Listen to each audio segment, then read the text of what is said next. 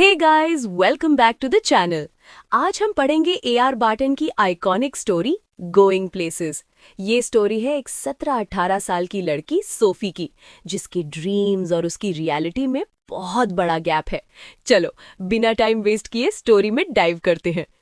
Part 1, dreams versus reality. Story शुरू होती है सोफी और उसकी फ्रेंड जैंसी के स्कूल से घर जाते हुए। सोफी हवा में कासल बनाने में एक्सपर्ट है। वो बोलती है कि वो फ्यूचर में एक बुटीक खोलेगी या एक्ट्रेस बनेगी या फैशन डिजाइनर बनेगी। Jancy, who is practical and grounded, उसका काउंटर करती है। जैंसी कहता है, सोफ, पैसे चाहिए होंगे, क्योंकि दोनों को पता है उनकी असली डेस्टिनी क्या है, बिस्किट फैक्ट्री में जॉब। यहाँ पे फर्स्ट मेजर डिफरेंस आता है। Sophie equals dreamer, Jancy equals realist. अब हम देखते हैं सोफी का घर। इकोनॉमिक कंडीशन ठीक नहीं है। पापा मैकेनिक है, माँ सिंक के पास काम करती है, भाई जियोफ भी अप्रेंटिस मैकेनिक है।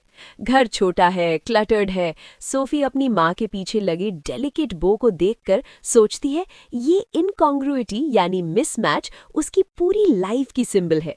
उसकी डेलिकेट ड्रीम्स और उसकी हार्ड रफ रियलिटी का mismatch. Part 2, the hero, Geoff and Danny Casey. Sophie को अपने भाई जियोफ से बहुत फैसिनेशन है। क्यों? क्योंकि जियोफ उसका विंडो है दुनिया के बाहर जाने का। वो शांत रहता है, कम बोलता है।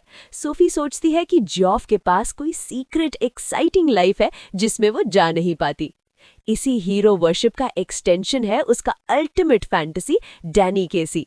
डैनी केसी पान है एक यंग आयरिश फुटबॉल प्रोडिजी यानी चाइल्ड जीनियस। सोफी घर आके सबको बोलती है कि उसकी आर्केड में डैनी केसी से मुलाकात हुई थी। जियोफ, पापा सब उसे सच मानने से इनकार करते हैं। पापा बोलते हैं, ये तेरी कहानियों में से एक और है। बट सोफी अपने स्टोरी को इलैबोरेट करती है कि उनके पास ऑटोग्राफ के लिए पेन नहीं था, इसलिए डैनी ने अगले हफ्ते मिलने का प्लान बनाया। की मोमेंट, जियोफ के रूम में डैनी केसी के पोस्टर्स हैं। सोफी जियोफ से प्रॉमिस लेती है कि ये बात किसी को नहीं बताएगा। क्यों? क्योंकि इस फैंटेसी को सच मानने वाला सिर्फ जियोफ ही है। वो चाहती है ये उसके और जियोफ के बीच का एक स्पेशल सीक्रेट सीक्रेट रहे। Part 4, the big game and the leaked secret. Saturday को पूरा परिवार यूनाइटेड टीम का मैच देखने जाता है, उनकी वीकली पिलग्रिमेज, और डैनी केसी एक जबरदस्त गोल मारता है। सोफी खुद को गर्व से भरा फील करती है, जैसे उसका हीरो है। पर ट्विस्ट आता है नेक्स्ट वीक। जैंसी आके पूछेगी, सुना तुम डैनी केसी से मिली थी? सोफी को शॉक लगता है। पता चलता है जियोफ ने अपने फ्रेंड फ्रैंक को बताया और फ्रैंक ने जैंसी को। सोफी फ्यूरियस होती है। उसका स्पेशल सीक्रेट अब नेबरहुड न्यूज बन गया। इससे पता चलता है कि सोफी के लिए ये फैंटेसी इतनी इंपॉर्टेंट क्यों थी। It was her escape. Part 5, the wait and the heartbreak. अब आता है स्टोरी का most emotional part. Sophie Danny से किए हुए इमेजिनरी प्रॉमिस के अकॉर्डिंग कनाल के पास एक अकेली एल्म ट्री यानी पेड़ के नीचे वेट करती है। वो सोचती है, इमेजिन करती है कि डैनी आएगा, लेकिन देर तक कोई नहीं आता। यहाँ राइटर उसका इंटरनल कॉन्फ्लिक्ट दिखाता है। उसके अंदर पैंग्स ऑफ डाउट यानी संदेह के दर्द आने लगते हैं। वो सोचती है, क्या मैं सबको बताऊंगी कि वो नहीं आया? वो मुझे फिर से नहीं मानेंगे। आखिर में उसको रेजिग्नेशन हो जाता है यानी सरेंडर कर देती है। वो समझ जाती है कि वो नहीं आएगा। यहाँ स्टोरी का सैड ट्रूथ सामने आता है। सोफी को पता चल गया कि वो सिर्फ अपनी ही फैंटेसी में गोइंग प्लेसेस थी, असली लाइफ में नहीं। वो बेंच से उठती है और घर की तरफ चलती है। लास्ट लाइन में भी वो फिर से उसी इमेजिनरी मीटिंग को याद करती है। उसका एस्केप मैकेनिज्म अब भी काम कर रहा है। चलो फास्ट एनालिसिस करते हैं। Theme, adolescent fantasy and hero worship. Sophie अपने बोरिंग लाइफ से एस्केप करने के लिए ड्रीम्स और फैंटेसीज बनाती है। सिंबलिज्म, बुटीक, डैनी केसी, जियोफ्स वर्ल्ड, ये सब उसके अनअटेनेबल ड्रीम्स के सिंबल्स है। बिस्किट फैक्ट्री उसकी हार्श रियलिटी का सिंबल है।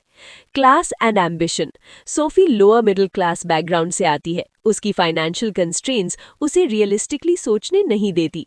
जैंसी उसी क्लास की होकर भी रियलिस्टिक है। Title, going places. आयरॉनिक है, सोफी सोचती है वो लाइफ में बहुत आगे जाएगी यानी गोइंग प्लेसेस, बट एक्चुअली वो अपनी ही इमेजिनेशन की जर्नी पर है। तो दोस्तों, गोइंग प्लेसेस एक ऐसी स्टोरी है जो बताती है कि ड्रीम्स देखना बुरा नहीं है, लेकिन उनमें खोने से भी बचना चाहिए। सोफी की तरह हमें भी अपनी रियलिटी को एक्सेप्ट करना सीखना होगा। Remember for exams, Sophie versus Jancy, family dynamics, Danny Casey as a symbol, the canal scene का significance और ending का melancholy। अगर वीडियो पसंद आया तो लाइक जरूर करना, शेयर करो अपने दोस्तों के साथ और हमारे चैनल को सब्सक्राइब करो ऐसे ही अमेजिंग कंटेंट के लिए।